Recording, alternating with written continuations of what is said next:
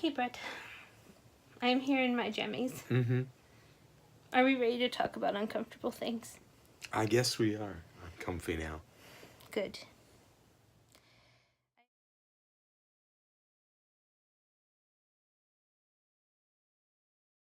I've had worked as a corporate trainer and e-learning development person. So also with that, some graphics pieces, some photography, things along those lines.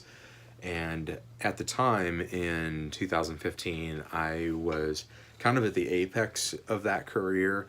I was working for a company that was one of the top, it still is, as far as I know, one of the top training companies, had one of the top training departments in the country.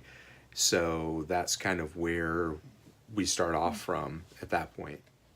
So yeah, and I don't think in the previous year or two there really hadn't been a ton of major stressors, like in 13, 14, in first half of 15, it was looking pretty good.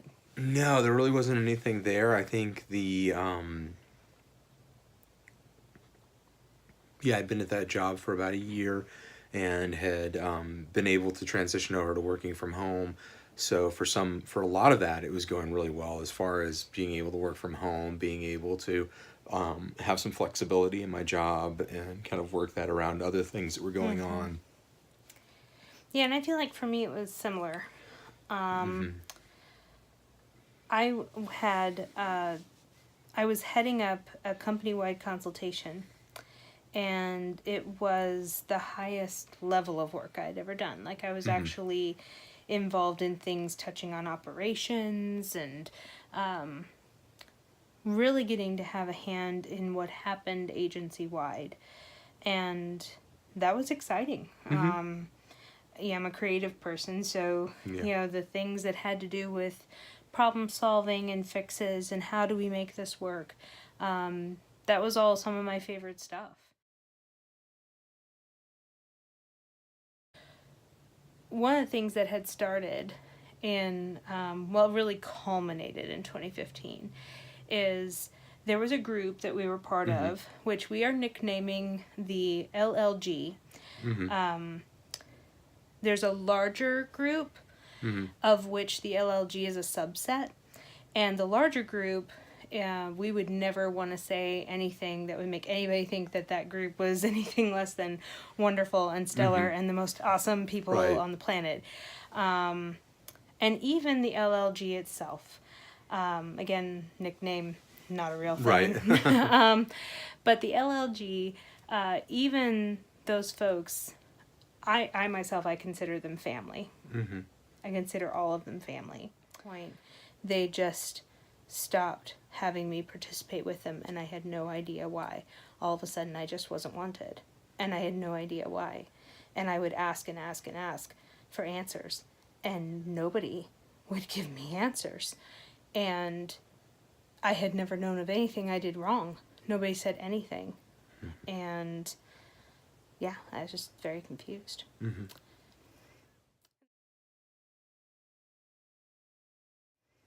And then we get to May of 2015.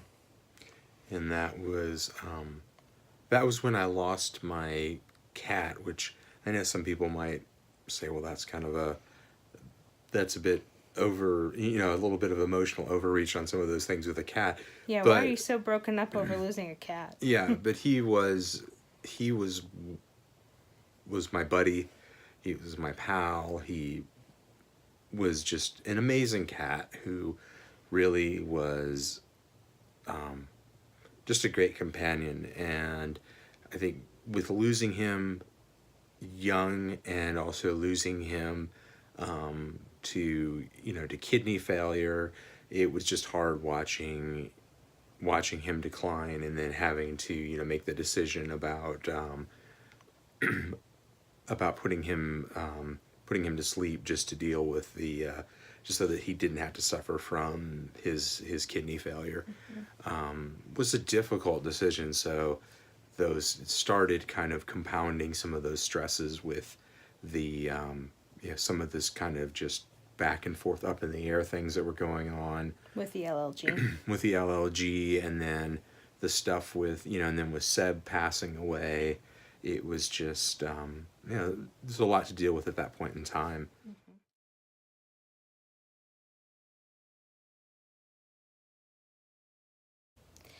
So then we get to August 2015.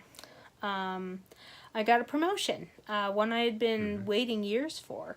And you would think that's a wonderful thing. And certainly I felt like, yay, I'm finally getting paid for, the work that I'm doing, doing all this high level work, and, just feeling like, yay, I'm getting the pay to go with it. But I did gain a staff of over 20 people, and as much as I loved my team, I absolutely loved my team, and I miss them. I miss them now.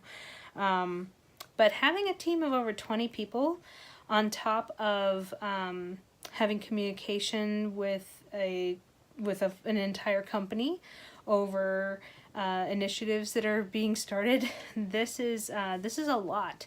It's a lot. And before that time, I had a saying that I came up with that I put on my wall that says, every mistake or complaint is just another opportunity to learn, grow, and excel. And I lived by that, and people could bring complaints to me, and it didn't bug me because I knew how to have it in proper perspective, not to take it personally, all that kind of stuff. But things were about to change with that, and with my own coping ability, which leads to October of 2015.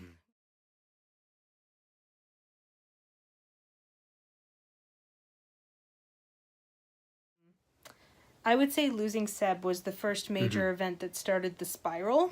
Yeah. But October of 2015 was when the leader of the LLG had a talk with Brett and I. We finally got to have a meeting where we got some answers, and that was when we were told that they really didn't want us to have anything to do with them, and that they really felt that we shouldn't even be part of the larger group. When we had that meeting, we were told that my contribution essentially had never had any value. That nobody was getting any benefit from anything that I contributed, and that that was why they didn't want me around. And when you've been contributing for over a decade and nobody has ever told you that there was a problem, wow. Yeah. The specific person that talked with us about not wanting us to be a part of the LLG anymore, was someone very close to us, who had walked through some really major events in our life with us, and we never saw this coming.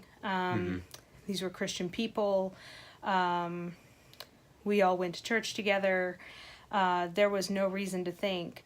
We certainly had no reason to think that there was anything like this coming, but all of a sudden, they essentially just said that after participating with them for over a decade, that they specifically did not want me to be involved with them anymore. And I took it really hard. I essentially felt like a piece of my family had disowned me and said that they just didn't want anything to do with me anymore.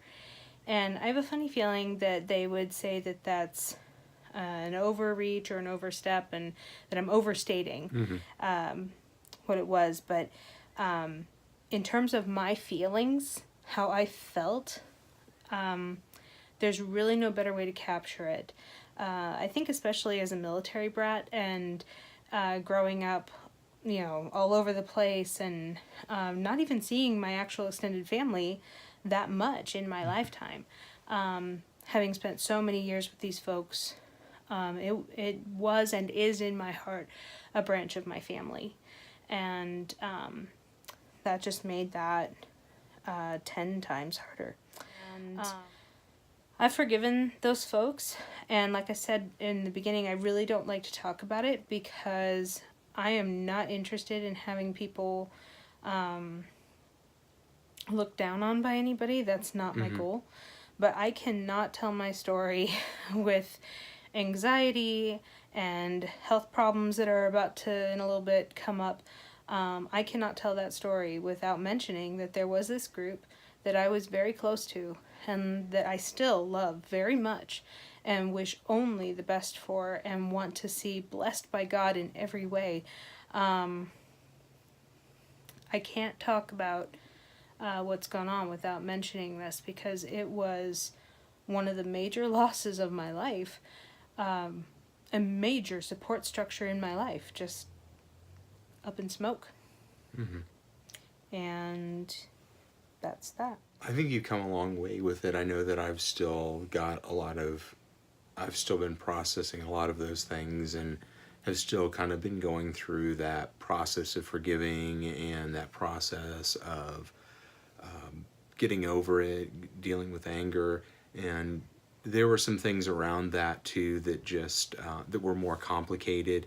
There were some earlier hurts and some earlier things that had also gone on that weren't directly related to that particular group, but interrelated groups that had happened. So I think I'm still kind of processing and still going through the healing process on a lot of those things because it was a little more complicated issue for me. Right. For you, you had additional history and trauma from way back that really informed how you took this event. Yeah. Then we get to December of 2015. And my grandmother, my dad's mom, had passed away.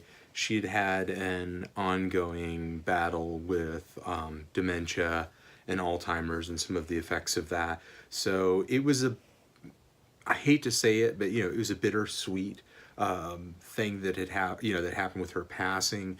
But I think we had all kind of, to some degree, said goodbye beforehand, just because so much of the person that she was no longer there.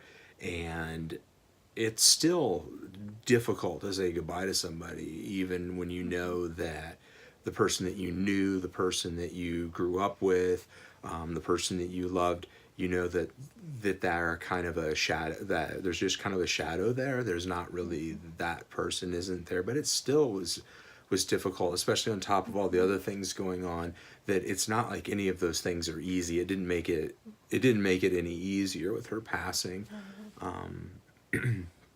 Well, and you've mentioned before too, even though we didn't really have this in our notes, that you have had at least one death in December every year since 2012. Yeah, I think that's right. As we're kind of going through it here.